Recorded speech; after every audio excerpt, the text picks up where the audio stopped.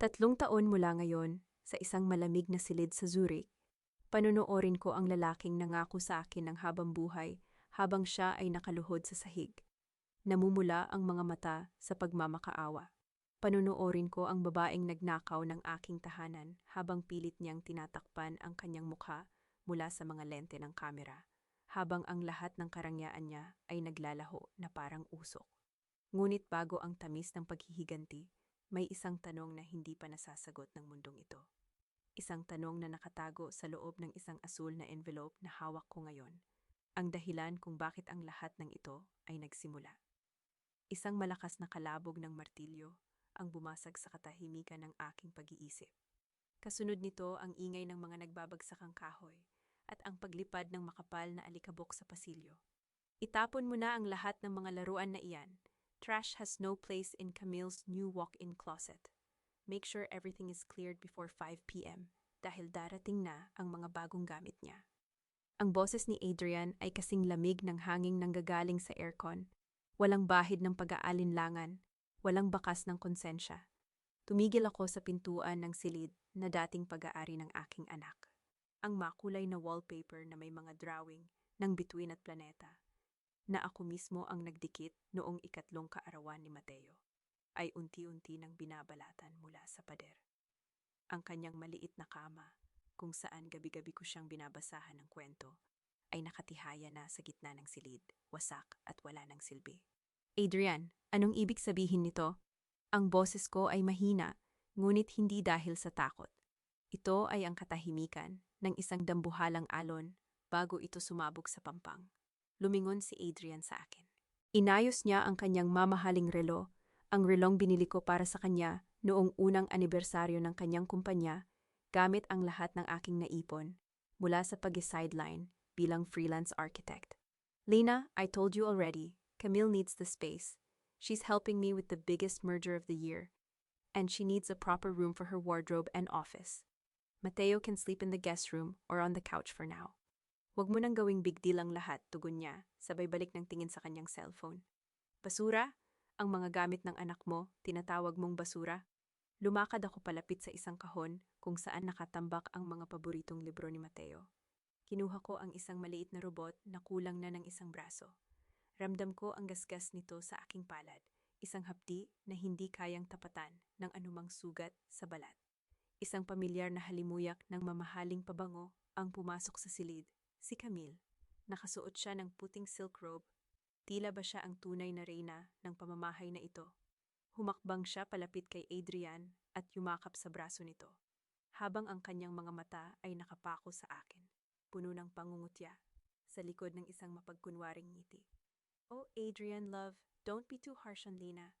I'm sure it's hard for a housewife to understand how business works, malambing na sabi ni Camille. Humarap siya sa akin. Ang kanyang boses ay tila musikang puno ng lason. Lena, I'm so sorry, ha?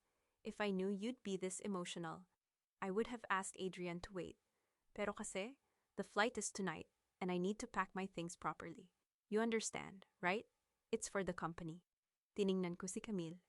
Nakita ko ang bawat detalye ng kanyang pagkatao, ang kanyang mga matang laging naghahanap ng atensyon, ang kanyang labing laging handang magsinungaling. Hindi ako sumigaw, hindi ako sumugod para sabunutan siya. Mas pinili kong tumitig sa kanya hanggang sa unti-unting mawala ang ngiti sa kanyang mga labi. Ang flight nyo ay mamayang 8:00, hindi ba? Tanong ko sa isang patag na tono. Nagtaka si Adrian. Yes, how did you know? Hindi ko siya sinagot. Sa halip, kinuha ko ang robot ni Mateo at mahigpit itong hinawakan. Ang bawat tibok ng puso ko ay tila isang timer ng bomba na malapit ng sumabog. Ngunit sa labas, ako ang pinakatahimik na tao sa buong mundo. Lena, are you listening? Sabi ko. Ayusin mo ang sarili mo. After the merger, I'll buy Mateo a new room, a better one. Just let Camille have this for now, bulyaw ni Adrian, tila nayayamot sa aking pananahimik. Tumalikod ako ng walang imik. Nilagpasan ko sila habang nararamdaman ko ang panunuyo ng aking lalamunan. Pagpasok ko sa aming silid, na hindi na rin magtatagal, ay hindi ko na matatawag na akin. Nilok ko ang pinto. Walang luhang pumatak sa aking mga mata. Ang sakit na nararamdaman ko ay masyadong malalim para sa luha. Ito ay naging isang malamig na apoy na nagpapatigas sa aking disposisyon. Nilapitan ko ang dulo ng aming walk-in closet sa pinakaitago-tagong bahagi kung saan nakatabi ang isang lumang itim na portfolio. Binuksan ko ito. Sa loob ay nakahiga ang 54 na mga blueprint. Ang mga disenyong naging pundasyon ng bawat tagumpay ni Adrian sa loob ng 5 taon. Ang mga disenyong akala niya ay kusa niyang naisip. Ngunit sa katotohanan ay galing sa bawat gabing puyat ko, habang siya ay himbing na natutulog o nasa labas kasama ang iba. Kinuha ko ang aking cellphone at nagdial ng isang numero. Atarier Sofia, it's me, Lina. Are you sure about this, Lina? Once we hit the button, there's no turning back. Sagot ng matapang na boses sa kabilang linya. Tumingin ako sa bintana sa papalubog na araw ng Maynila. Sa ibaba nakikita ko ang truck na nagkakarga ng mga basura mula sa kwarto ni Mateo. Nakita ko si Camille na lumabas sa balkonahe, tumatawa habang kausap si Adrian sa telepono. Tila ba nakamit na niya ang rurok ng kanyang tagumpay? Sigurado ako, sabi ko. Ang aking tinig ay kasing talas ng isang scalpel. I-freeze mo ang lahat ng joint accounts, now. At tawagan mo ang Board of Directors ng Valdez Innovations. Sabihin mo sa kanila na ang Project Phoenix na pipirmahan ni Adrian mamaya. It's a stolen intellectual property. I am the sole owner of the copyright. At hindi ko binibigay ang permiso ko para gamitin ito. Isang malamig na ngiti ang sumilay sa aking mga labi nang marinig ko ang pagkislap ng notification sa aking laptop. Ang unang hakbang ng aking pagbawi ay nagsimula na. Sa labas, narinig ko ang malakas na pagtawag ni Adrian sa aking pangalan. Galit siya, nagtataka. Marahil ay napansin na niya ang aberya sa kanyang credit card, ngunit hindi ko siya pinansin. Inayos ko ang aking buhok at kinuha ang aking pasaporte. Adrian, Camille, akala nyo ay nakuha nyo na ang lahat. Akala nyo ay sapat na ang 5 taon ng aking pananahimik para isipin yung ay mahina. Ngunit ang hindi nyo alam, sa bawat segundong lumilipas, ang bawat hininga nyo ay binibilang ko na. At bago lumipad ang eroplanong iyan, mamayang gabi, malalaman nyo kung anong pakiramdam ng mawalan ng lupa na tinatapakan. Humawak ako sa hawakan ng pinto, handa nang harapin ang ingay nila sa labas. Ngunit bago ko ito buksan, muli kong tiningnan ang asul na envelope sa aking mesa. Ang lihim na hindi alam ni Adrian tungkol sa kung sino talaga ang nagmamay-ari ng lupang kinatatayuan ng kumpanya niya. Game over, Adrian! Bulong ko sa hangin. Ang bawat kalansing ng pilak na kutsara sa mamahaling porselana ay tila tunog ng isang orasan na nagbibilang ng nalalabing sandali ng katahimikan sa loob ng hapagkainang ito. Sa kabila ng marangyang almusal na nakahain, ang hangin ay nanginginig sa bigat ng puot at pagmamaliit. Nakaupo ako sa dulo, tila isang estranghero sa sarili kong tahanan, habang pinapanood ang 3 taong abala sa pagbuo ng isang mundong wala na akong kinalaman. Lena, hiha, ayusin mo naman ang pagtitimpla ng kape ni Camille. It's too bitter for her taste. Alam mo namang mahina ang puso niya pagkatapos ng aksidenteng iyon, utos ni Doña Celeste, ang aking biyenan. Itinuon niya ang kanyang mapanghusgang tingin sa akin. Ang bawat kulubot sa kanyang mukha ay tila nakaukit para lamang sa pagkutya. You should learn from her. Camille has a refined palate. Hindi katulad mo na sapat na ang kung ano lang ang nakahain. Hindi ko binitawan ang tasa ng tsaa na hawak ko. Nanatiling matatag ang aking mga daliri, walang panginginig, kahit nararamdaman ko ang talim ng kanyang mga salita. Ang kape ay sadyang mapait, Mama. Kung minsan, mahirap lang talagang tanggapin ang katotohanan ng lasa nito. Tugon ko sa isang malumanay, ngunit matigas na tono. Oh, Tita Celeste, it's okay. Baka pagod lang si Lena sa pag-aayos ng mga gamit ni Mateo kahapon, singit ni Camille. Humigop siya ng kape at tumingin sa akin nang may mapaglarong kislap sa kanyang mga mata. By the way, Lina, I've already contacted an interior designer for my new room. Since you're just staying at home anyway, baka naman pwedeng ikaw na ang mag-assist sa kanila. You know, simple tasks like opening the door or offering them water. Isang maikling sandali ng katahimikan ang namayani. Nakita ko ang bahagyang pag-angat ng gilid ng labi ni Adrian. Hindi niya ako ipinagtanggol. Sa halip, uminom lang siya ng kanyang juice at tumingin sa kanyang relo. Gawin mo na lang ang sinasabi ni Camille, Lena. She's busy helping me with the investors. At least man lang ay maging kapakipakinabang ka dito sa bahay, sabi ni Adrian nang hindi man lang ako tinitingnan. Tumayo ako para kuhanin ang teapot. Sa bawat hakbang ko, nararamdaman ko ang bigat ng kanilang mga mata sa aking likuran. Ngunit sa ilalim ng aking suot na apron, nakatago ang aking cellphone. Naka-on ang voice recorder, tahimik na sumasipsip ng bawat lason na lumalabas sa kanilang mga bibig. Biglang binitawan ni Camille ang kanyang tinidor. Humawak siya sa kanyang dibdib at nagsimulang humingal ng malalim.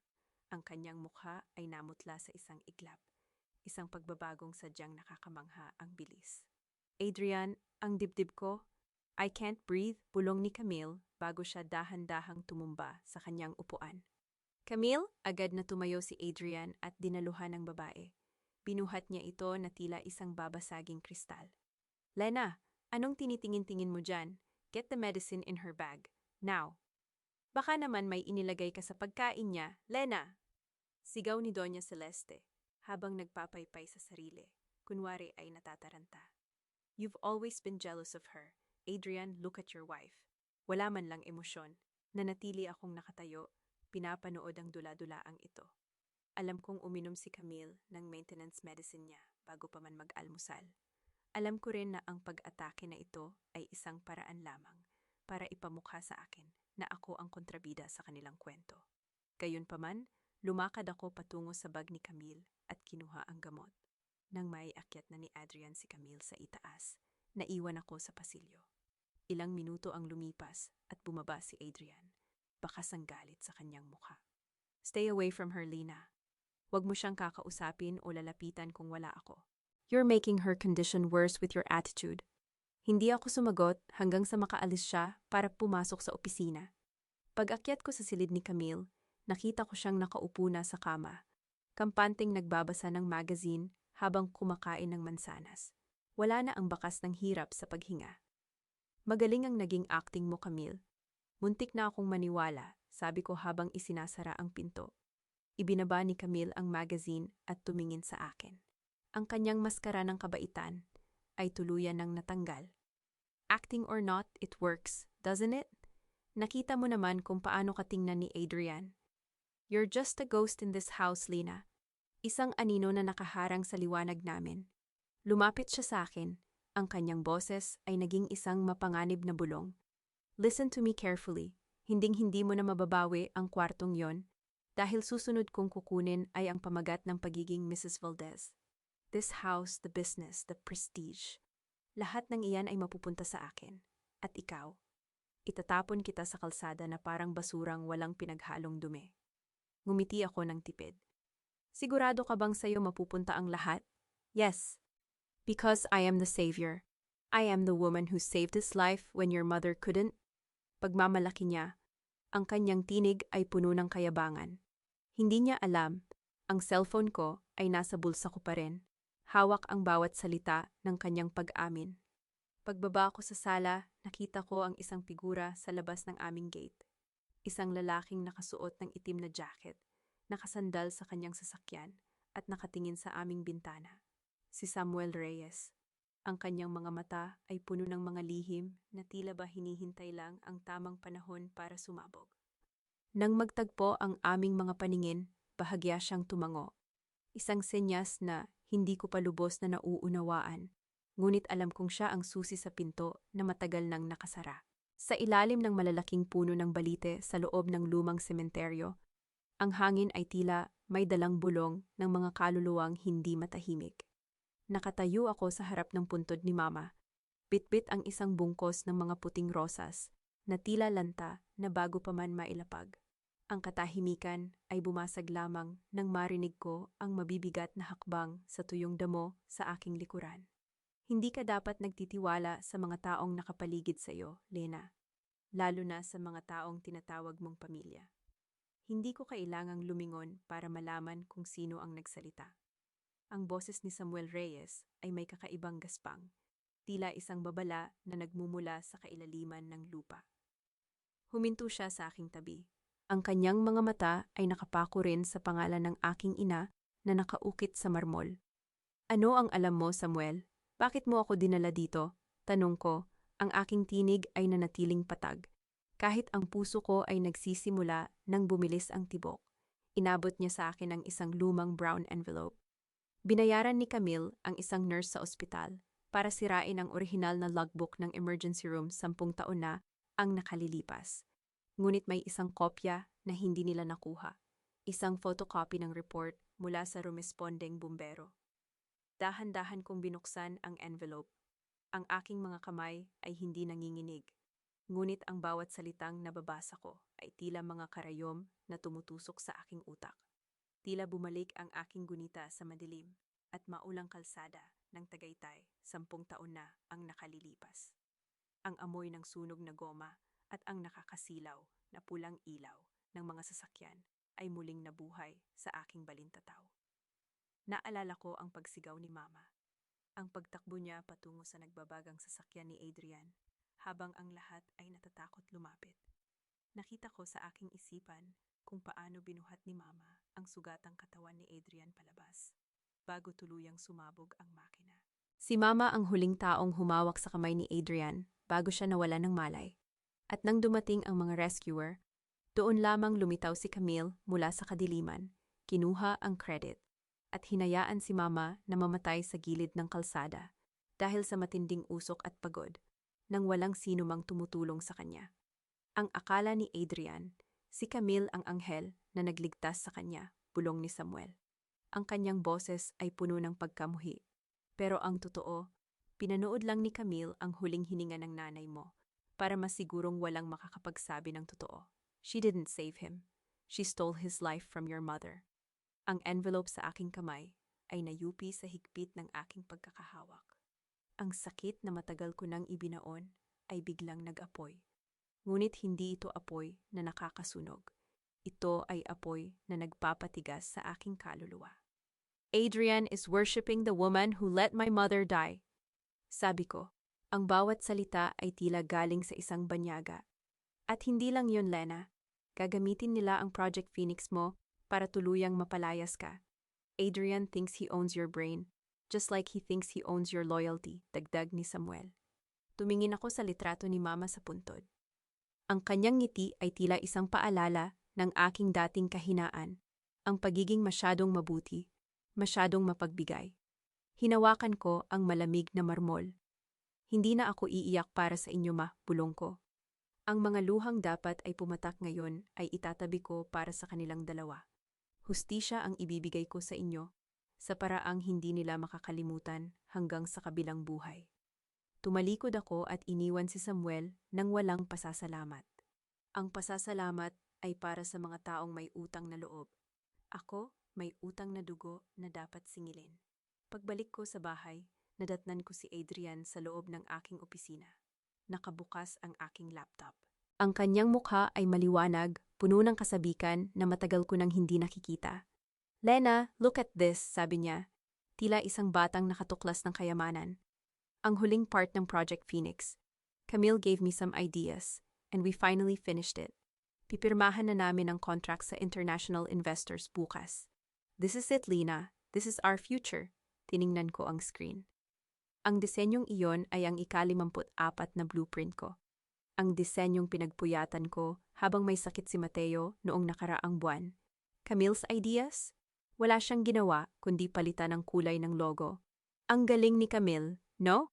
Tanong ko, ang aking tinig ay kasing tamis ng lason. She's a genius, Lena. Sabi ko sa'yo, she's a blessing to this family. You should thank her later dinner, sagot ni Adrian. Sabay halik sa aking pisngi. Isang halik na tila ba uod na gumagapang sa aking balat. Ngumiti ako sa kanya, isang ngiting hindi umabot sa aking mga mata. Oh, Adrian, magpapasalamat ako sa kanya sa paraang karapat-dapat para sa isang henyo na katulad niya. Paglabas ni Adrian, binuksan ko ang aking lihim na folder sa cloud. Isang pindot lang at ang lahat ng original timestamped files ng Project Phoenix ay maipapadala na sa legal department ng kanilang karibal na kumpanya. Ngunit hindi ko muna ginawa. Gusto ko silang makitang lumipad ng mataas Gusto ko silang makitang lasapin ang tamis ng tagumpay. Dahil mas masarap panoorin ang pagbagsak ng isang taong nasa itaas na, kaysa sa taong nasa lupa pa lang.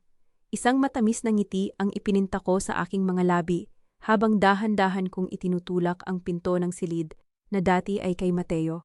Ngayon, ang bawat sulok nito ay puno na ng mga mamahaling gown, mga sapatos na kasing taas ng ambisyon ni Camille, at ang amoy ng pabangong tila sumasakal sa aking hininga. Lena, anong ginagawa mo rito? Tanong ni Camille habang nakaharap sa salamin at sinusuri ang kanyang sarili. Ni hindi niya ako nilingon. Naisip ko lang na baka kailangan mo ng tulong sa pag-aayos. Alam kong busy kayo ni Adrian sa merger, kaya gusto kong makatulong kahit sa maliit na paraan, sagot ko. Ang boses ko ay malumanay, tila isang tapat na alipin na sa wakas ay natutunan na ang kanyang lugar. Lumingon siya. Ang kanyang mukha ay puno ng pagtataka na nauwi sa isang mapanuyang tawa. Finally, Lena, natuto ka ring tumanggap ng katotohanan. Sige, ayusin mo ang mga gamit ko sa loob ng closet. Make sure the silks are separated from the lace. Lumapit ako sa mga kahon. Habang kunwari ay nagtutupi ako ng kanyang mga damit, ang aking mga mata ay mabilis na naghahanap. Alam kong narito ang folder ng Project Phoenix. Alam kong dito nila pinag-aaralan ang mga disenyong ninakaw nila sa akin. Sa ilalim ng isang tumpok ng mga magazine, nakita ko ang dulo ng isang asul na folder. Mabilis ko itong kinuha at binuksan. Doon, sa gitna ng mga dokumento ng kumpanya, ay may isang listahan ng mga bagong shareholder. Isang pangalan ang kumuha ng aking atensyon, Elias Montemayor. Isang pangalang hindi kailanman nabanggit ni Adrian. Sino ang taong ito na may hawak ng halos 30% ng kumpanya? Bago pa man makabalik si Camille mula sa banyo, napikturan ko na ang bawat pahina. Ibinalik ko ang lahat sa ayos at nagpatuloy sa pagtutupi. Ang aking puso ay tumitibok ng mabilis, ngunit ang aking kamay ay nananatiling kalmado. Pagbaba ko sa sala, nadatnan ko si Adrian na tila balisa, pabalik-balik sa paglakad, habang may kausap sa telepono. Yes, the contract is ready. We just need to finalize the asset protection clause. Nang ibaba niya ang tawag, lumapit ako sa kanya dala ang isang tasa ng mainit na kape at isang folder ng mga papel. Adrian, love, heto ang kape mo. At saka may mga dokumento palang ipinadala si Attorney Sofia tungkol sa tax restructuring ng kumpanya. Sabi niya, kailangan daw ito bago ang merger para hindi tayo masyadong malugi sa buwis. Not now, Lena. Marami akong iniisip. Iritadong sabi niya. Sandali lang ito, Adrian. Pirma mo lang ang kailangan. It's for the house and the assets. Para maprotektahan din ang mga kinuha mo para kay Camille. Dagdag ko, gamit ang isang tono na puno ng malasakit. Nang marinig niya ang pangalan ni Camille, tila lumambot ang kanyang disposisyon. Kinuha niya ang folder nang hindi man lang binabasa ang nilalaman. Ang kanyang atensyon ay muling naagaw ng isang notification sa kanyang cellphone, isang mensahe mula kay Camille. Habang nakangiti siyang nagtatype ng reply, mabilis niyang nilagdaan ang bawat pahinang itinuro ko. Hindi niya alam, sa ilalim ng mga teknikal na salita ng tax restructuring, ay nakatago ang isang intellectual property assignment and copyright confirmation. Isang dokumentong nagsasaad na ang lahat ng disenyong ginawa ko sa loob ng 5 taon ay mananatiling akin. At anumang paggamit ng kumpanya rito nang walang pahintulot ko ay magreresulta sa kabuuang paglipat ng kanilang mga assets sa aking pangalan. Ito ang golden moment. Pinanood ko ang dulo ng kanyang ballpen habang tinatapos ang huling pirma. Sa sandaling iyon, ibinigay niya sa akin ang lubid na gagamitin ko para bitayin ang kanyang karera. Isang tipid na ngiti ang sumilay sa aking mga labi. Isang ngiting punong-puno ng tagumpay na hindi niya kailanman mapapansin. Thanks, Lena. At least ngayon, may silbi ka na, sabi niya, bago mabilis na umakyat sa itaas para puntahan ang kanyang reyna.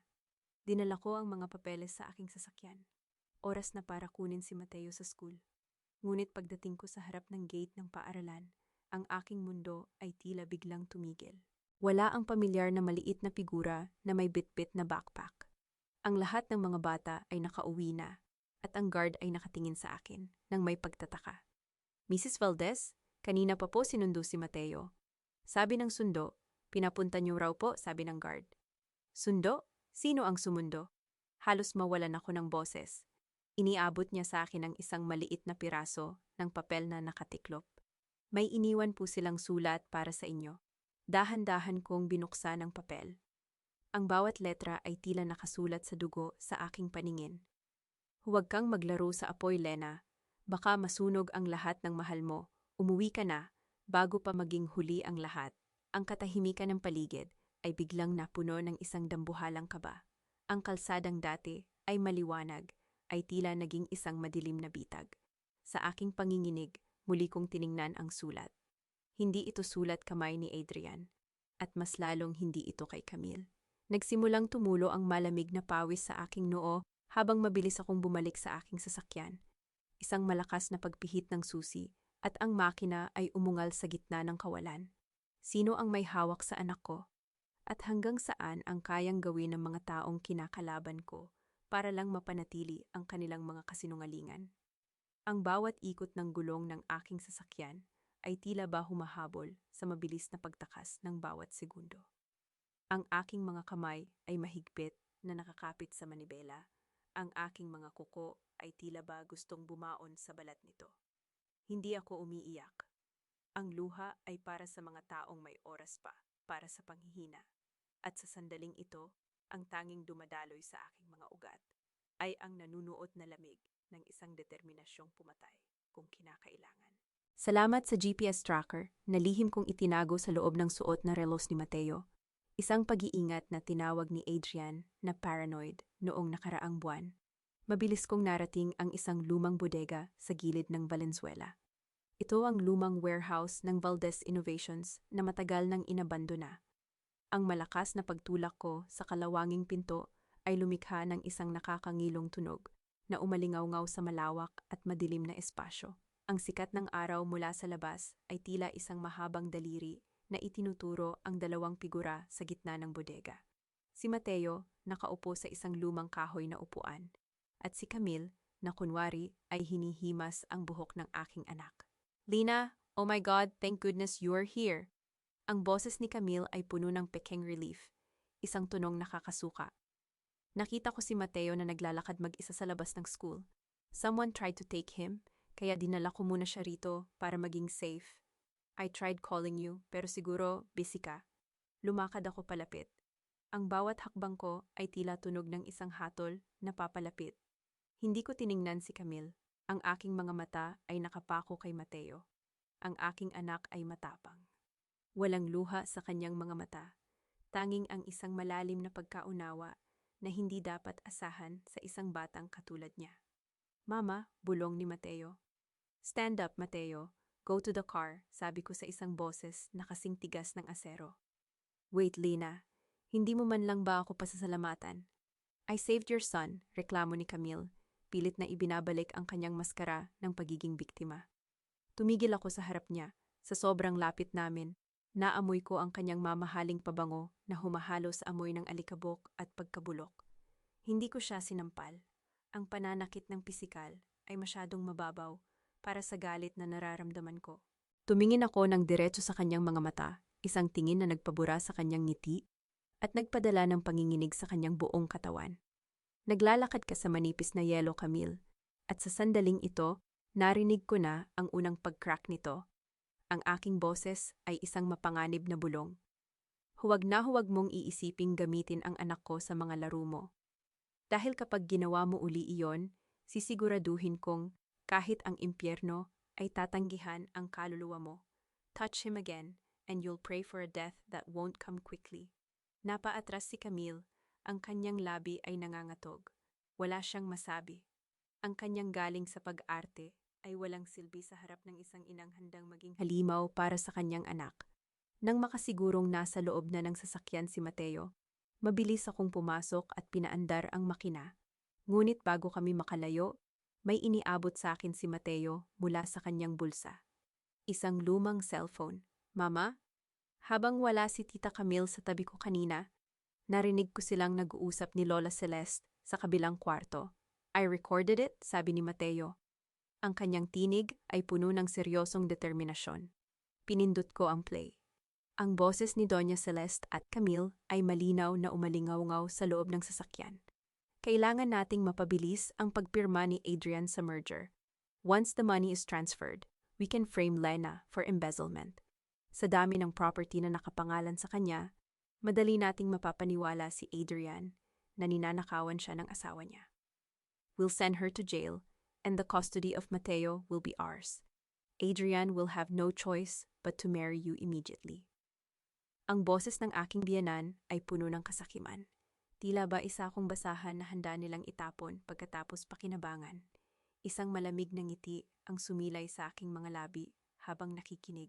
Akala nila ay sila ang naglalatag ng bitag, ngunit hindi nila alam na ako ang nagmamay-ari ng buong kagubatan. Kinuha ko ang aking sariling cellphone at mabilis na nag-encrypt ng file.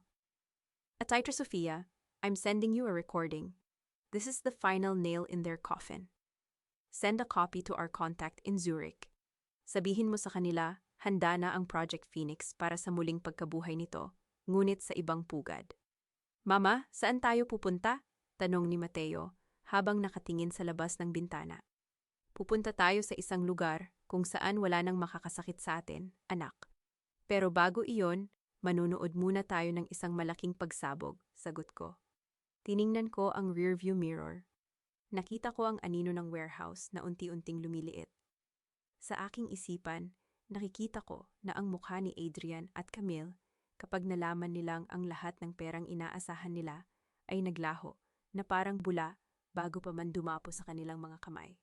Ngunit sa gitna ng aking plano, isang text message ang pumasok mula sa isang hindi kilalang numero. The shares have been moved. Samuel Reyes is no longer just an observer. He made his move. Check the board members list again, Lina. You're not the only one planning a takeover. Sino si Samuel Reyes sa larong ito? Isang kakampi o isa pang mananalong kukuha ng lahat kapag tapos na ang giit? Ang liwanag ng mga dambuhalang chandelier sa ballroom ng Manila Hotel ay tila libu-libong mga matang nakatingin, mapanuri at naghihintay ng pagkakamali. Ito ang ika-10 anibersaryo ng Valdez Innovations. Ang gabi kung saan ang bawat ngiti ay plastik, ang bawat tawa ay may halong pagnanasa sa kapangyarihan, at ang bawat salita ay isang balat kayo. Nakasuot ako ng isang itim na silk gown na yumayakap sa aking katawan, simple ngunit nagtataglay ng autoridad na hindi nila nakasanayan sa akin. Wala ang dating Lena na laging nakatago sa likod ni Adrian. Ngayong gabi, ako ang anino na may hawak ng patalim. You look intimidating tonight, Lena, bulong ni Adrian nang lumapit siya sa akin. May hawak na baso ng champagne. Sinuri niya ako mula ulo hanggang paa. Tila ba ngayon lang niya napagtanto na ang asawang iniwan niya sa bahay ay marunong ding magningning. Sadyang naghahanda lang ako para sa isang espesyal na okasyon, Adrian. Hindi ba ito ang gabi ng katotohanan? Sagot ko. Ang aking tinig ay kasing dulas ng pelos. Adrian, love! Everyone is waiting for your speech. Sumulpot si Camille sa gitna namin. Nakasuot siya ng isang makinang na pulang gown. Tila ba siya ang bituin ng gabi. Humawak siya sa braso ni Adrian nang may pagmamalaki. Ang kanyang mga mata ay nagtatapon ng apoy ng tagumpay sa aking direksyon. Hinayaan ko lang siya. Ang pulang kulay ay bagay sa kanya. Kulay ng babala, kulay ng panganib na paparating. Umakyat si Adrian sa entablado sa gitna ng malakas ng palakpakan. Itinaas niya ang kanyang baso. Ang kanyang mukha ay puno ng kayabangan ng isang lalaking akala ay nasa kanya na ang lahat. Good evening, everyone. Valdez Innovations has reached this milestone, not just because of my hard work, but because of the inspiration I found in the most difficult times, panimula niya. Tumingin siya kay Camille na nasa baba ng entablado. Sa taong nagligtas sa akin 10 taon na ang nakalilipas at muling nagbigay ng kulay sa aking buhay at sa Project Phoenix.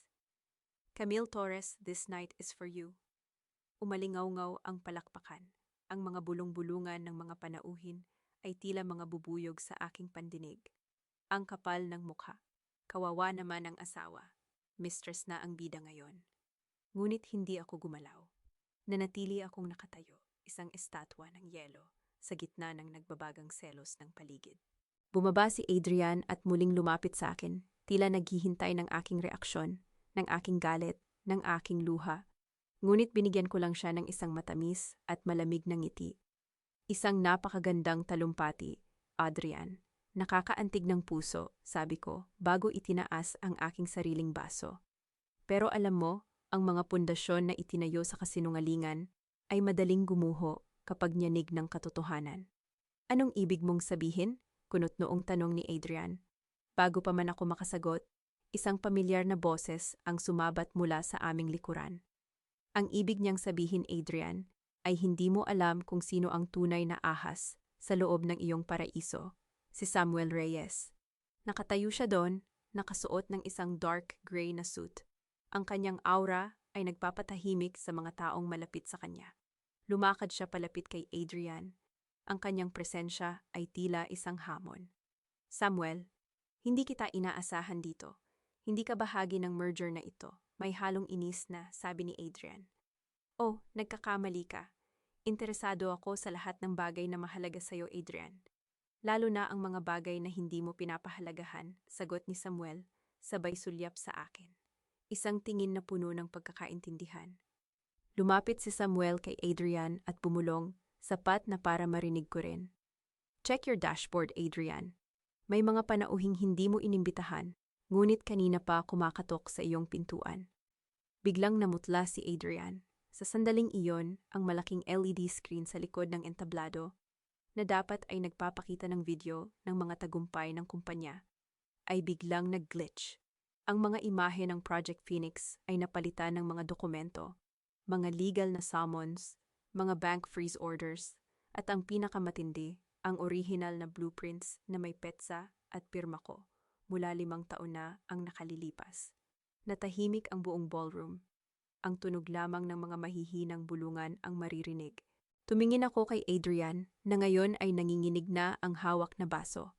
Pagkatapos ay tumingin ako kay Camille na ang mukha ay unti-unting napapalitan ng matinding takot. 5:00 na ng hapon sa Zurich, Adrian. Ang oras kung kailan opisyal nang nagsimula ang pagbawi ko sa lahat ng akin, bulong ko sa kanya. Ang aking tinig ay kasing talim ng isang labaha. Hindi pa man nakakasagot si Adrian, lumapit ang isang lalaking naka-uniforme ng National Bureau of Investigation sa aming mesa. Mr. Adrian Valdez, I have a court order here for the immediate freezing of your assets and a summons for intellectual property theft. Kailangan niyo pong sumama sa amin. Ang baso ng champagne sa kamay ni Adrian ay bumagsak at nabasag sa sahig. Ang tunog ng pagkabasag nito ay tila naging hudyat ng pagtatapos ng kanyang kaharian. Tumingin ako kay Samuel, na bahagyang tumango sa akin. Ngunit sa likod ng kanyang tulong, nakita ko ang isang bagay na hindi ko inaasahan. Isang dokumentong hawak niya na may tatak ng kumpanya ng aking ama. Isang lihim na hindi pa niya nababanggit. Game over, Adrian, sabi ko. Habang dahan-dahan akong tumatalikod at naglalakad palayo sa gitna ng kaguluhan, bitbit ang aking dangal at ang simula ng aking kalayaan. Ang bawat kislap ng mga lente ng kamera sa loob ng ballroom ay tila mga tuka ng mga buwayang naghihintay na lapaan ang dangal ng pamilya Valdez. Ang katahimikan ay napalitan ng malakas na bulungan. Isang dambuhalang alon ng pangungutya na tumatama sa mukha ni Adrian at Camille. Nakatayo si Adrian sa gitna ng entablado. Ang kanyang mukha ay kasing puti ng papel, habang ang mga dokumento ng kanyang pagkakasala ay nananatiling nakapaskil sa malaking screen sa kanyang likuran. Adrian, anong ibig sabihin nito? Anong intellectual property theft? Ang boses ni Doña Celeste ay nanginginig sa takot at galit habang mabilis siyang lumalapit sa amin. Ang kanyang mamahaling alahas ay tila naging pabigat sa kanyang leeg sa harap ng kahihiyang ito. Hindi nakasagot si Adrian. Ang kanyang mga mata ay nakatitig sa akin, puno ng pagkalito at unti-unting namumuong puot. Ngunit bago siya makahakbang patungo sa akin, hinarangan siya ng mga tauhan ng NBI. Mr. Valdez, kailangan niyo pong sumama sa amin para sa opisyal na investigasyon. Ang bawat minuto ng pag-antala ay lalong magpapabigat sa inyong sitwasyon, kiit ng opisyal sa isang malamig na tono. Love, sandali! This is all a mistake. Lena did this. Sinisiraan niya tayo dahil nagsiselos siya. Hiyaw ni Camille, ang kanyang boses ay pumailan lang sa buong ballroom puno ng desperation. Sinubukan niyang hawakan ang kamay ni Adrian, ngunit sa unang pagkakataon sa loob ng maraming taon, naramdaman ko ang pag-aalinlangan sa kilos ng aking asawa. Dahan-dahang binaling ni Adrian ang kanyang tingin kay Camille. Ang dokumento sa screen, ang petsa ng mga blueprints na yon ay 5 taon na ang nakalilipas. Camille, sinabi mo sa akin na bago lang ang mga ideyang ibinigay mo para sa Project Phoenix. Bakit pirma ni Lena ang nandoon? I can explain, Adrian. Maybe she forged it. Alam mo naman kung gaano kadesperada ang babaeng iyan. Patuloy na pagsisinungaling ni Camille habang ang mga luha ay nagsisimulang dumaloy sa kanyang mga pisngi. Ang kanyang paboritong sandata. Lumapit ako sa kanila ng may marahang hakbang. Ang tunog ng aking takong sa sahig ay tila ba isang hudyat ng kamatayan para sa kanilang mga kasinungalingan. Huminto ako sa harap ni Camille at tiningnan siya mula ulo hanggang paa. Ang tinta ay hindi nagsisinungaling, Camille. At ang bawat stroke ng ballpen ko sa mga blueprints na yan ay may kalakip na timestamp at digital fingerprint na nakarehistro sa Zurich Patent Office. Simula pa noong itinatayo niyo pa lang ang pundasyon ng kumpanyang ito. Sabi ko, ang aking tinig ay kasing lamig ng yelo. Lumingon ako kay Adrian, na ngayon ay tila ba isang taong nalulunod sa gitna ng dagat.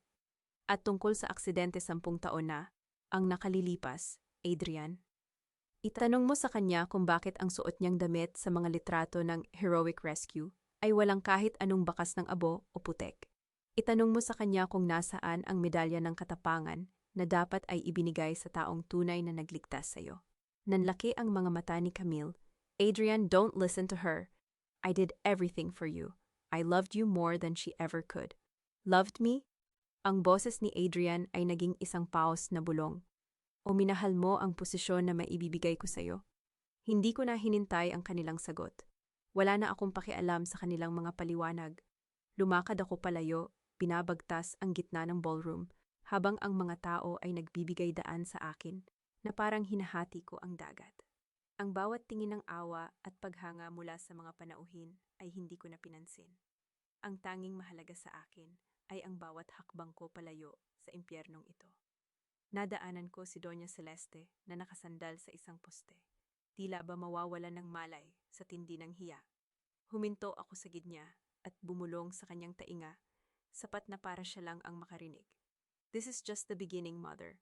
Ang bawat sarswela na ginawa niyo ni Camille sa loob ng bahay ko ay may katapat na bayad.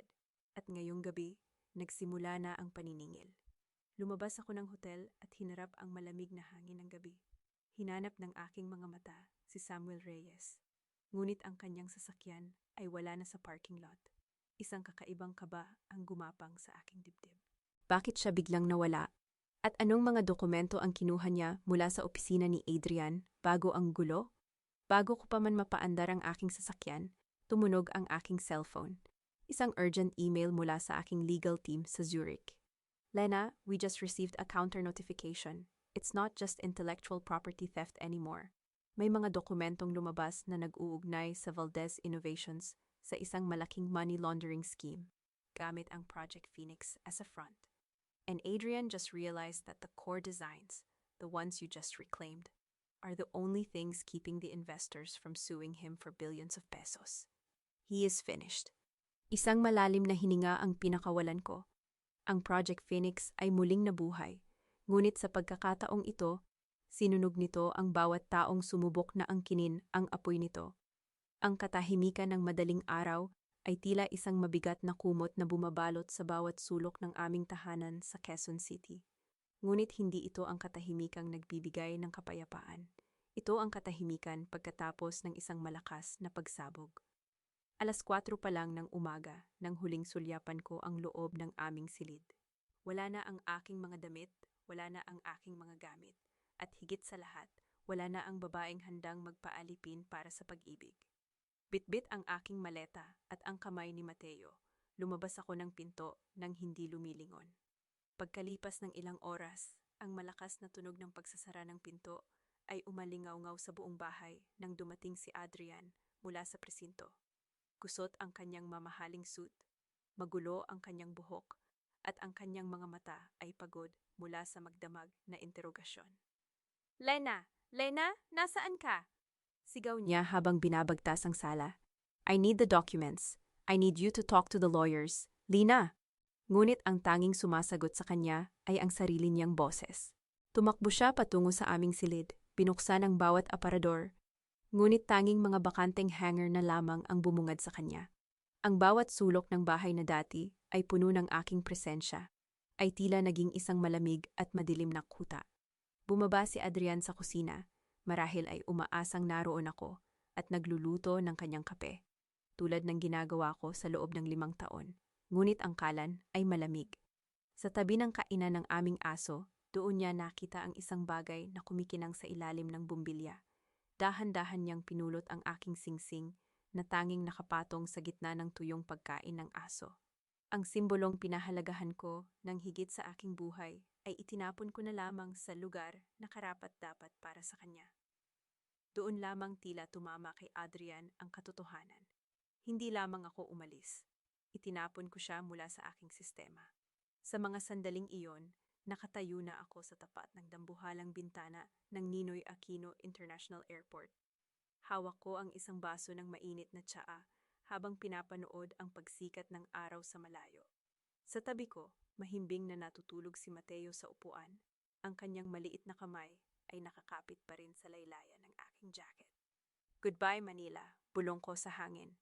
Ang bawat hininga ko ay tila mas magaan.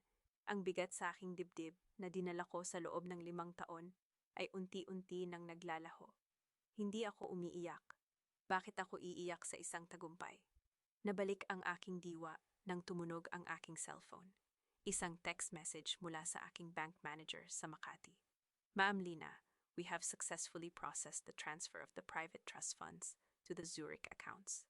Also, I would like to inform you that the joint account of Mr. Adrian Valdez has been officially flagged for investigation due to the suspicious activities you reported. He attempted to withdraw a large sum an hour ago, but the transaction was denied. Isang malamig na ngiti ang sumilay sa aking mga labi. Sa mga oras na ito, alam kong sinusubukan ni Adrian na takasan ang kanyang mga utang gamit ang perang akala niya ay sa kanya. Ngunit ang bawat sentimo ng yaman ng pamilya Valdez ay nakatali na sa aking mga kamay. Mama, aalis na ba tayo? Tanong ni Mateo habang kinukuskos ang kanyang mga mata. Oo, anak.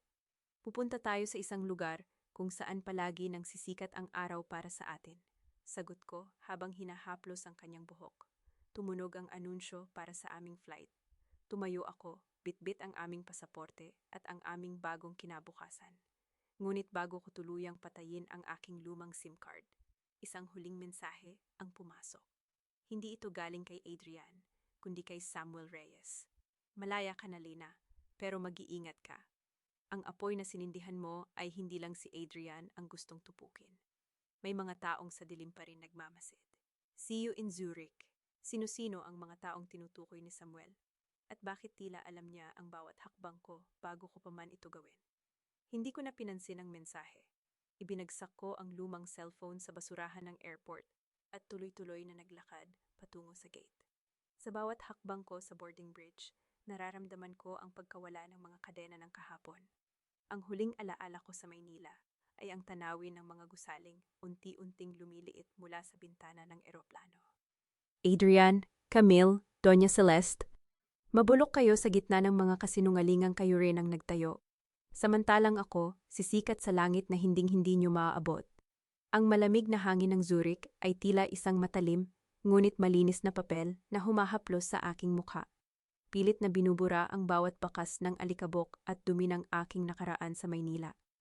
6 na buwan na ang lumipas, ngunit sa pakiramdam ko ay isang buong buhay na ang nagdaan mula nang huli kong makita ang anino ng pamilya Valdez. Nakatayo ako sa gitna ng entablado ng Grand Hall. Ang bawat kislap ng mga ilaw ay nakatuon sa akin. Hawak ko ang tropeyo para sa Emerging Architect of the Year. Ang aking pangalan, Elena Valdez, na ngayon ay mas kilala bilang Architect LV, ay nakapaskil sa dambuhalang screen. Ang 54 na blueprint na dati ay itinuturing ni Adrian na basura ay naging pundasyon ng aking bagong imperyo. Ang parangal na ito ay hindi para sa akin, panimula ko sa aking talumpati. Ang aking boses ay malinaw at puno ng kapangyarihan sa wikang Ingles na may halong diin ng aking pagkatao. Ito ay para sa lahat ng mga babaeng naging anino sa loob ng sarili nilang tahanan. Para sa mga babaeng pinaniwalang ang kanilang katalinuhan ay palamuti lamang. We are not just caregivers, we are creators. Pagkatapos ng seremonya, habang tinitingnan ko ang payapang lawa ng Zurich mula sa balkonahe, binuksan ko ang aking tablet para basahin ang mga balita mula sa Pilipinas. Ang Valdez Innovations ay tuluyan nang bumagsak dahil sa sunod-sunod na kaso ng intellectual property theft at money laundering na isinampa ko. Ang lahat ng kanilang mga investors ay nag-withdraw ng pondo. Si Adrian ay nabubuhay na lamang sa mga tira-tirang ari-arian, nakatira sa isang maliit na apartment habang hinaharap ang bawat subena ng korte. Si Camille naman ay tuluyan ng nilayuan ng lipunan. Ang kanyang mga peking charity works at ang kasinungalingan ng kanyang pagiging heroic savior ay naging pambansang kahihiyan. Nabalitaan ko ring sinusubukan niyang talsikan ng pera si Doña Celeste. Tinitira ang huling yaman ng matanda bilang kapalit ng kanyang pananahimik sa iba pang mga lihim ng pamilya. Isang matamis na katahimikan ang bumalot sa akin, hanggang sa marinig ko ang marahang pagbukas ng pinto ng aking studio. Isang pamilyar na figura ang pumasok, bitbit ang isang bungkos ng mga bulaklak. Congratulations, Lina. O mas dapat ko bang sabihing Architect LV? Nakangiting sabi ni Samuel Reyes. Samuel, anong ginagawa mo rito sa Zurich? Tanong ko, bagaman may hinala na ako. I promised to see you here, didn't I? Lumapit siya at inilapag ang mga bulaklak sa mesa. And I have more news. Ang lahat ng shares na nakuha ko mula kay Adrian ay nailipat na sa isang trust fund para kay Mateo. He will never have to worry about his future. Salamat, Samuel. Pero alam nating dalawa na hindi lang iyon ang dahilan kung bakit ka nandito, sabi ko, habang tinititigan siya ng diretso sa mga mata. Tumawa siya ng bahagya, isang tunog na puno ng mga misteryong hindi ko pa lubos na natutuklasan. You're too smart for your own good, Lina. May mga dokumentong natagpuan ang mga tauhan ko sa lumang vault ng tatay mo. Documents that link your father's death to the elder Valdez.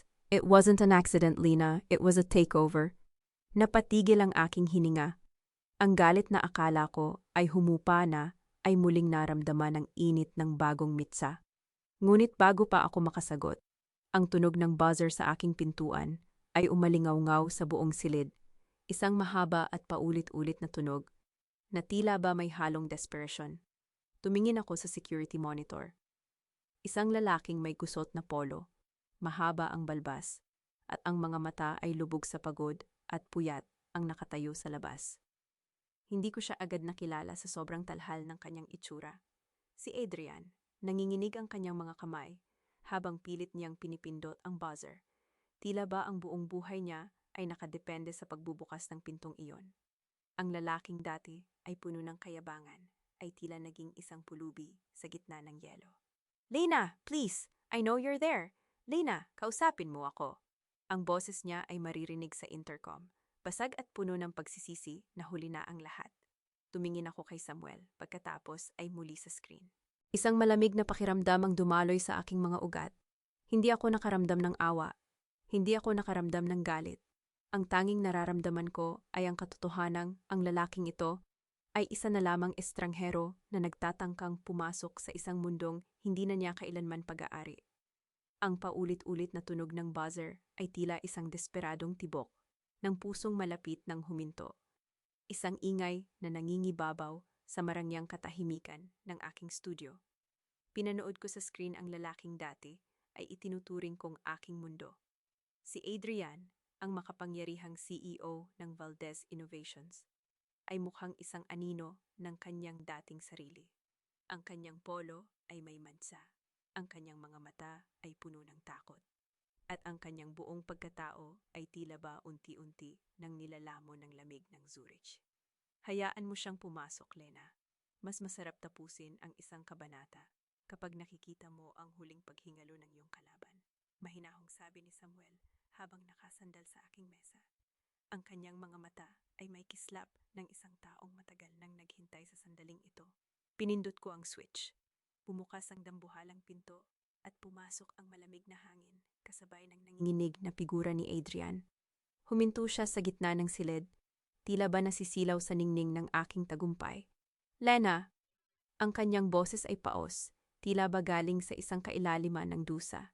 Lena, please, kailangan kitang makausap. Ang kumpanya, ang lahat, kinuha nila ang lahat sa akin. Hindi nila kinuha, Adrian. Pagwawasto ko sa isang boses na kasing talas ng isang scalpel. Ibinigay mo ito sa kanila noong pinili mong itayo ang buhay mo sa mga nakaw na ideya at mga kasinungalingan ni Camille. You handed them the knife, and they simply did what you taught them. They used it. Lumapit siya sa akin, akmang hahawakan ang aking kamay, ngunit agad akong lumayo. Ang bawat sentimetro ng distansya sa pagitan namin ay tila isang dambuhalang pader na itinayo ng 5 taon ng aking pananahimik. I'm sorry, Lena. I was blind. Camille? She manipulated me. She told me you were plotting against me, pagmamakaawa niya. Ang kanyang mga luha ay nagsisimulang dumaloy, ngunit wala na itong talab sa akin. Please, bumalik ka na. For Mateo. Kailangan ng anak natin ang isang buong pamilya. I can fix this. Just give me the copyright permissions for Project Phoenix. Iyon na lang ang paraan para mailigtas ang assets natin. Isang maikling tawa ang kumawala sa aking mga labi, isang tunog na puno ng pait at katusuhan. Family? Ginamit mo ang salitang iyan pagkatapos mong itapon ang mga gamit ni Mateo para lang bigyan ng espasyo ang mga gown ng kabit mo. You didn't come here for Mateo, Adrian. You came here because you're a coward who can't face the poverty you deserve. Tumayo si Samuel mula sa kanyang pagkakasandal at lumapit kay Adrian. Ang kanyang presensya ay tila isang madilim na ulap na bumalot sa silid. Hindi mo ba ako nakikilala, Adrian? O baka naman masyadong naging abala ang tatay mo sa pagnanakaw ng kumpanya ng tatay ni Lena. Kaya nalimutan na niya ang pamilyang sinira niya bago iyon? Nanlaki ang mga mata ni Adrian. Samuel, Reyes, ang anak ni Don Manuel? Oo, ang anak ng lalaking pinabagsak ng pamilya mo, sabi ni Samuel. Ang kanyang tinig ay puno ng malamig na puot. I was the one who bought your debts, Adrian. I was the one who leaked the money laundering files. At ang asawa mo. Siya ang nagbigay sa akin ng huling bala. We didn't just destroy you. We simply reclaimed what was never yours. Napaatras si Adrian. Ang kanyang mukha ay puno ng matinding pagkagulat at kawalan ng pag-asa. Lena, kasabwat mo siya? You planned this from the very beginning? No, Adrian, sabi ko. Habang tinititigan ko siya ng diretso sa mga mata, ang aking tinig ay matatag at walang bahid ng pag-aalinlangan. I didn't plan your downfall. I just stopped being the person who was catching you every time you fell. You tripped over your own greed. Lumakad ako patungo sa pinto at binuksan ito ng malapad. Ang malamig na hangin ng Zurich ay muling pumasok, tila ba nag-aanyaya sa kanya na bumalik sa kadiliman. Umalis ka na, Adrian. You are a stranger in this room. You are a ghost in my life. And I don't negotiate with ghosts, sabi ko. Lena, please. I have nowhere else to go. Camille is gone. She took the remaining cash. My mother is in the hospital. Hiyaw ni Adrian habang kinakaladkad siya ng aking mga security guard palabas.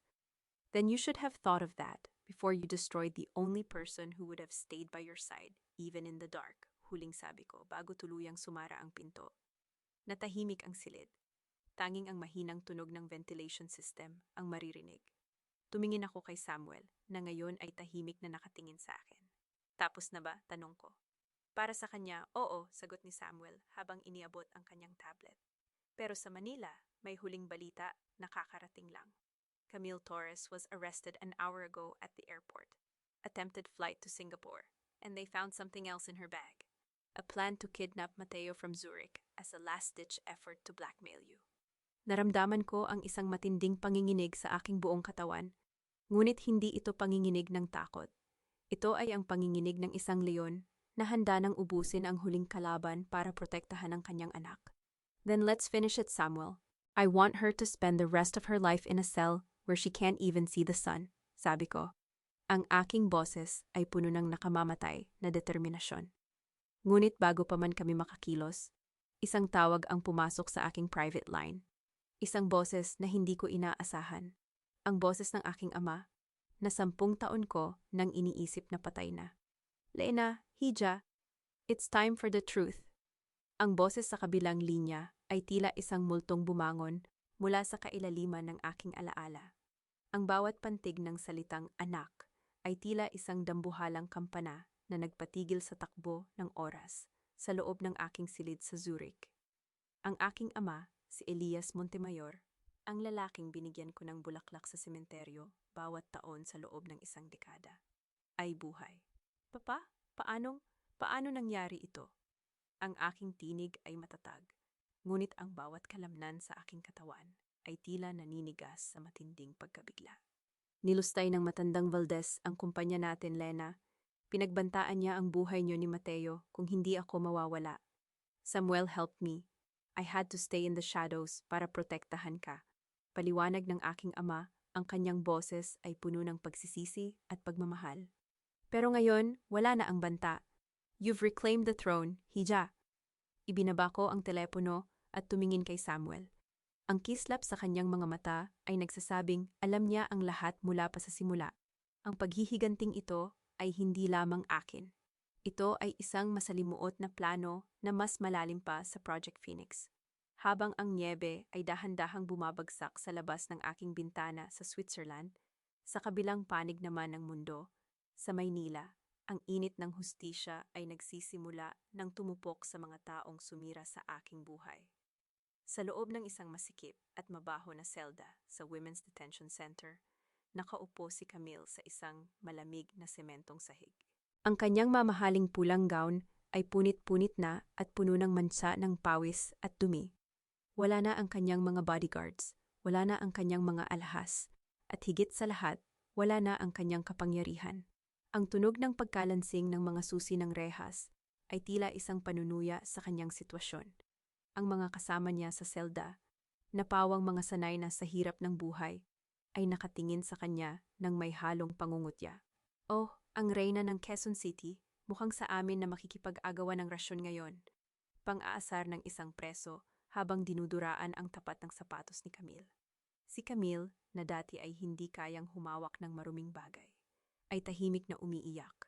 Ang kanyang mga kuko ay madumi, at ang kanyang mukha ay puno ng pasa mula sa isang aksidenteng pagkakatulak sa kanya sa loob ng banyo kanina. Ito ang karma ng isang babaeng nagnakaw ng buhay ng iba. Ang mabulok sa isang lugar kung saan ang kanyang kagandahan at kasinungalingan ay walang halaga. Samantala, sa isang pampublikong charity ward ng isang ospital sa Makati, nakahiga si Doña Celeste. Ang bawat hininga niya ay mabigat. Tila ba may dambuhalang bato na nakapatong sa kanyang dibdib pagkatapos ng matinding stroke na tumama sa kanya, nang malaman niyang wala na kahit isang sentimo ang natitira sa pangalan ng pamilya Valdez. Ang amoy ng gamot at ang ingay ng mga pasyenteng nagrereklamo sa paligid ay tila isang parusa para sa isang babaeng dati ay hindi tumatapak sa lupang hindi sementado. Wala siyang private nurse, wala siyang mamahaling pagkain. Ang tanging nakasilip sa kanyang bintana ay ang anino ng kumpanyang dati nilang pag-aari, na ngayon ay may nakapaskil na malaking karatula ng foreclosure. Sa Zurich, hinarap ko ang huling laban sa korte para sa custody ni Mateo. Si Adrian, na nakaupo sa tapat ko, ay tila isang basang sisiw. Ang bawat dokumentong inilabas ng aking mga abogado, mula sa kanyang psychological instability hanggang sa mga ebidensya ng kanyang pagpapabaya sa anak para sa kanyang kabit, ay tila mga huling pako sa kabaong ng kanyang pagiging ama.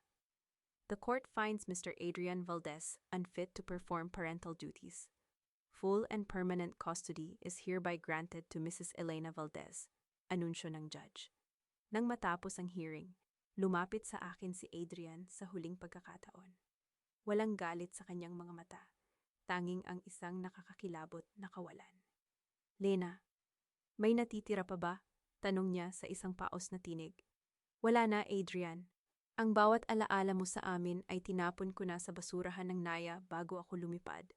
Tugon ko nang hindi man lang siya tinitingnan. You are not a father. You are just a biological mistake that I finally corrected. Iniwan ko siyang nakatayo sa gitna ng hallway. Isang lalaking wala ng pangalan, wala ng pera at wala ng pamilya.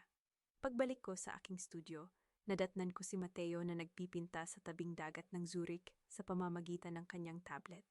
Lumingon siya sa akin at ngumiti, isang ngiting dalisay at malaya. "Mama, are we safe now?" tanong niya. "Safe and free, Mateo. Forever," sagot ko, habang hinahaplos ang kanyang buhok. Ngunit bago matapos ang gabi, isang huling mensahe ang pumasok sa aking tablet mula sa isang hindi kilalang tracker. "The target has reached his breaking point. Adrian Valdez was last seen heading towards the cliffs of Tagaytay, the same spot where your mother died. Do you want to intervene, Lina?" Tiningnan ko ang screen. Tiningnan ko ang payapaang mukha ng aking anak. Pagkatapos ay dahan-dahan kong in-off ang notification at ibinaba ang tablet. May mga apoy na hindi na kailangang apulahin. Kailangan na lang hayaang matupok ang lahat ng gasolina hanggang sa maging abo ang lahat. Lumipas ang 3 taon na tila ba isang mabilis na paglipat ng mga pahina ng isang makapal na libro. Sa loob ng 3 taong iyon, ang Zurich ay hindi lamang naging isang pansamantalang shelter para sa amin ni Mateo. Naging pugad ito ng aking muling pagkabuhay. Nakatayo ako sa harap ng isang dambuhalang bintana sa aking bagong tayong head office. Mula rito, tanaw ko ang lawa na tila isang malaking salamin na nagpapakita ng kalangitan. Ang aking pangalan, Elena Lena Valdez, ay hindi na lamang nakakabit sa isang apelyidong puno ng kasinungalingan. Ngayon, ang pangalang ito ay tumatayo sa sarili nitong mga paa bilang isa sa mga pinakamaimpluwensyang arkitekto sa buong Europa. Architect Valdez, the delegation from Manila is waiting in the conference room. Sila ang nanalo sa bid para sa bagong museum project na idinisenyo mo. Magalang na, sabi ng aking secretary. Tumango ako at dahan-dahang kinuha ang aking coat. Bago ako lumabas, tumigil muna ako sa harap ng isang portrait na nakasabit sa aking dingding.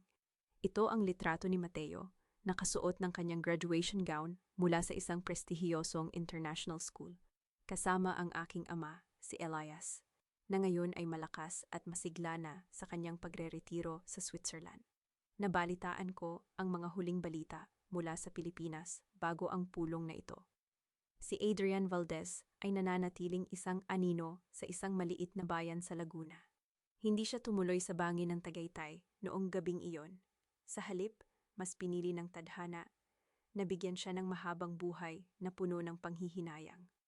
Nagtatrabaho siya ngayon bilang isang hamak na clerk. Ang kanyang mga kamay na dati ay humahawak ng bilyon-bilyong kontrata ay puno na ng kalyo.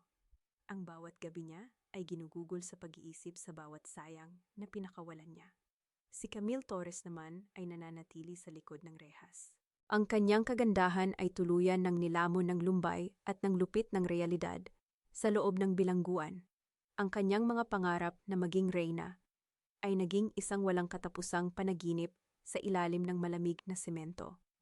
Samantalang si Doña Celeste ay pumanaw na 2 taon na ang nakalilipas, namatay na puno ng hiya, sa isang ward kung saan walang sino mang tumawag sa kanya na Doña. Pumasok ako sa conference room nang may matatag na hakbang. Ang bawat mata sa loob ay puno ng paghanga at respeto. Nang matapos ang pulong, lumapit sa akin ang pinuno ng delegasyon. "Architect, we are so proud of what you've achieved. You are the ultimate definition of a strong Filipina." Marami kaming tanong, pero isa lang ang pinaka-curious ang lahat. "Napatawad mo na ba sila?" Tanong niya ng may halong pag-aalangan. Ngumiti ako ng tipid, isang ngiting hindi puno ng pait, kundi ng kapayapaan. Ang pagpapatawad ay hindi laging nangangahulugan ng muling pagtanggap sa mga taong sumira sa iyo. Para sa akin, ang pagpapatawad ay ang pagpili na huwag nang bitbitin ang galit nila sa bawat hakbang ko pasulong. I didn't forgive them because they deserved it. I forgave myself for staying too long in a place where I wasn't valued. Hindi ko na kailangang maghiganti pa sa kanila. Ang aking tagumpay, ang aking katahimikan, at ang bawat ngiti ng aking anak ay sapat na parusa para sa kanilang mga pagkakamali. Ang Project Phoenix ay hindi lamang tungkol sa isang gusali. Ito ay tungkol sa aking kaluluwa na natutong lumipad mula sa abo ng isang nasunog na tahanan. Sa paglabas ko ng opisina, sinalubong ako ni Mateo. Mas matangkad na siya sa akin ngayon. Ang kanyang mga mata ay puno ng pangarap at pag-asa.